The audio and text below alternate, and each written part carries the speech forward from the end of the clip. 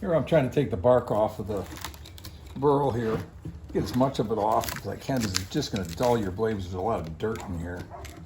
Gnarly piece of wood. What is a little concerning is how light this wood feels. This piece of wood feels very light. We're at 400. I got to clear this out and get it into round before we go any further.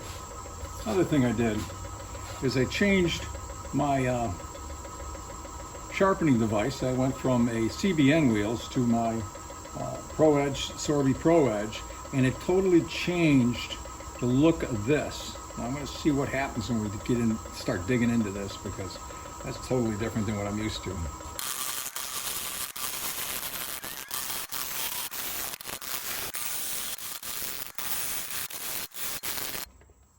Oh, look at the spalt in that. Oh, that is gorgeous. Well, this is going to be fun. See what we can come up with.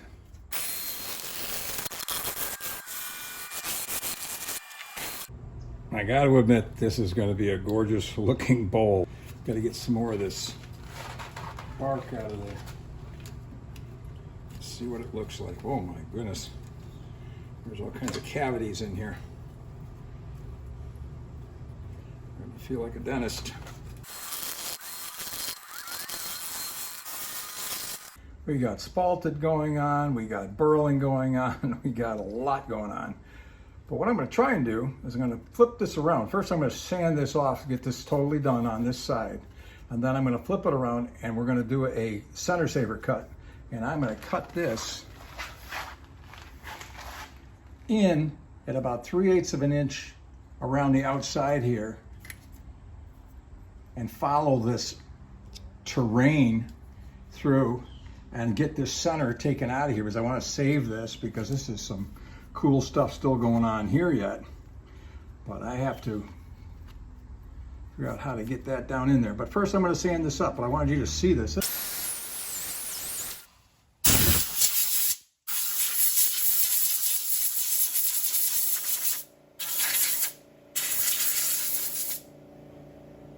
This is why I turn.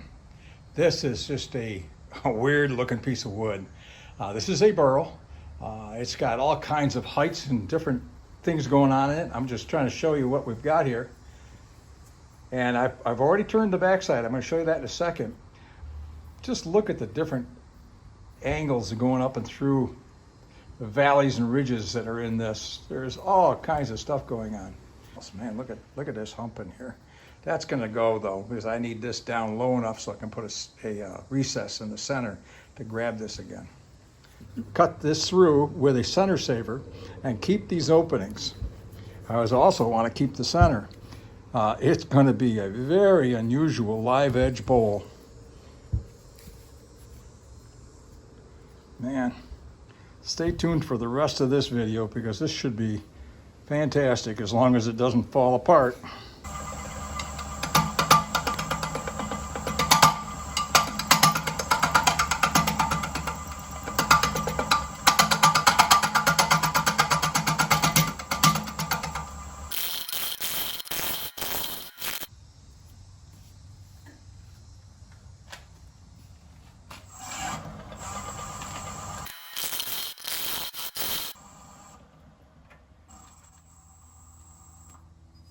Alrighty, I need a flat area in here to put a recess in.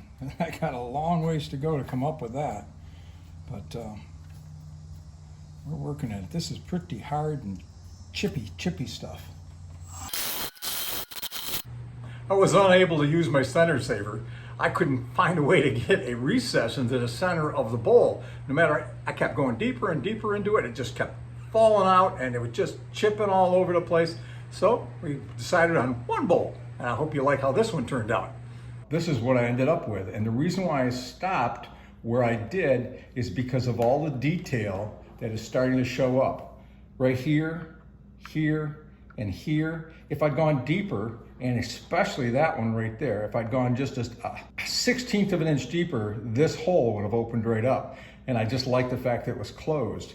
So you let the wood dictate what's going on, and it is just an amazing piece of wood. This is silver maple burl. And there was additional bark in here, and what I did is I dug all this out. The finish on this bowl is Hellman's, exterior, interior, but I wanted to have something that I could spray in, and it's what I had around the shop, so I used it. But to get inside all these nooks and crannies, and it just worked out really good and gave it a neat color. I really, really like it. The bottom side here, I just wanted to show you the exterior and how it came out. It just, it is beautiful. I love the way this came out. This is just God's art. That's what I call this bowl. This is God's art.